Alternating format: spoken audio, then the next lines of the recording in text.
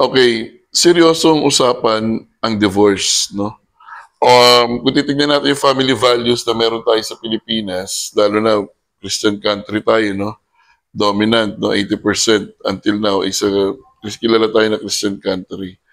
Now, personally, ito yung opinion ko, no, pertaining sa divorce. Lagi nating tatandaan, or gusto kong i-emphasize na pag ang mag-asawa, lagi na lang nag-aaway araw-araw, and most of the time, merong nasasaktan, may sinasaktan, physically, emotionally.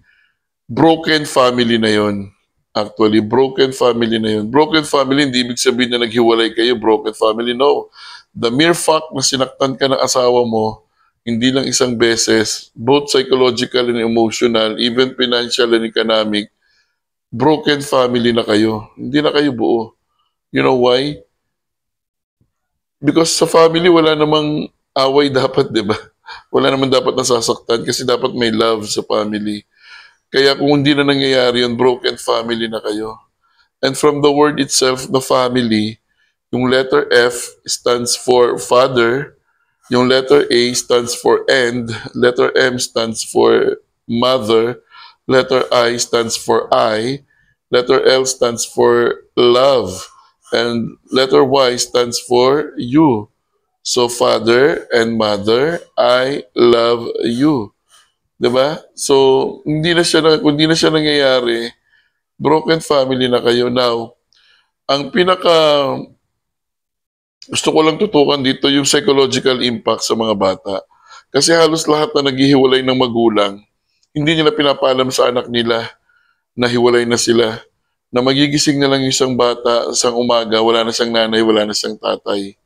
Nakakalungkot yun kasi wala man lang nagbigay sa kanya ng assurance na anak, maghihiwalay na si Papa at si Mama ha, pero lagi mo tatandaan, mahal na mahal ka ni Papa or mahal na mahal ka ni Mama. Yung ganong klaseng sitwasyon, walang assurance na binibigay sa mga anak.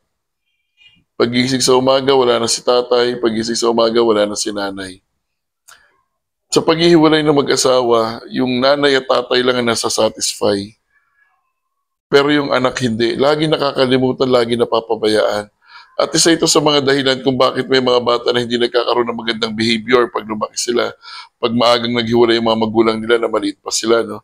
Lumalaki sila na isa sila sa mga vulnerable na hindi magkakaroon ng magandang behavior.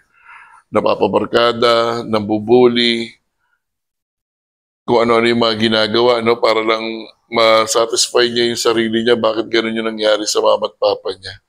So sa akin, kung hindi na kayo nagkakasundo, wala nang pagmamahal, nagkakasakita na, may nasasaktan pa ulit-ulit, of course, divorce is the answer.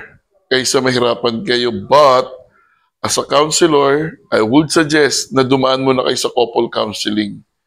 Dumaan muna kayo sa couple counseling bago kayo mag-decide na maghiwalay. Kasi naniniwala ako na ang totoong pagmamahal, hindi siya nawawala.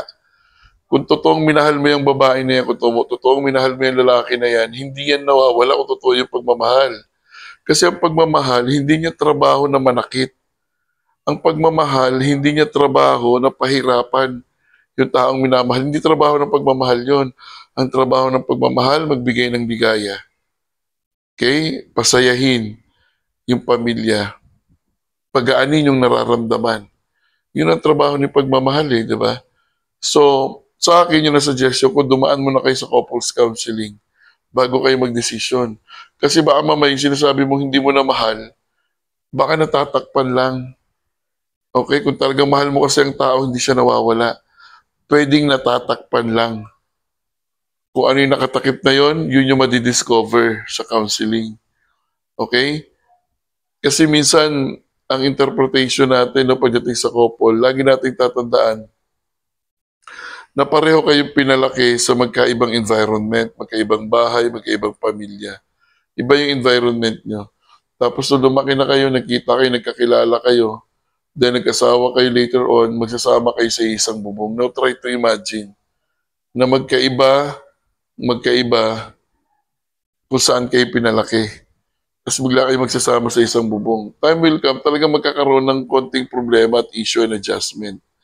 Pero pag totoo ang pagmamahal kasi, hindi agad ito nauuwi sa ayaw mo na, susuko ka na, puwedeng natatakpan lang. So again, ulitin ko lang just to emphasize, kung palaging may nasasaktan, kung palaging may nananakit, kung hirap ka na at paulit-ulit itong nangyayari, it's better na maghiwalay na. But please, huwag niyong pabayaan yung anak niyo. But please, ipaliwanag niyo naman sa anak niyo, lalo na kung siya ay nasa 10 years old, 11, 12 years old na siya. Paliwanag niyo naman kung gaano niyo siya kamahal, na ang may problema lang si nanay at si tatay. Pero kayong dalawa, yung pagmamahal niyo sa anak niyo, hindi siya mawawala. Assurance sa bata, importante yon. At bago kayo mag-decision maghiwalay, dumaan mo na kayo sa couples counseling. Yun lang ang sa akin. Okay? You have your own opinion. Kung kayo man yung nanonood dito video na to, you have your own opinion. You have your own interpretation ng divorce, ng family. Pero para sa akin, yung reality.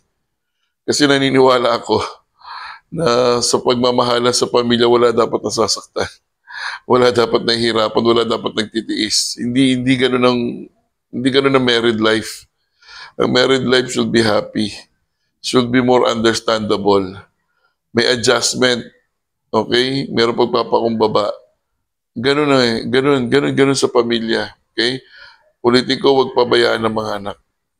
Kung sakaling darating sa punto na kayo ay maghihiwalay. Kasi masyado ng maraming bata ngayon sa Pilipinas na pinabayaan ng kanilang mga magulang at naghanap ng ibang mamahalin at kinalimutan na yung kanilang mga anak.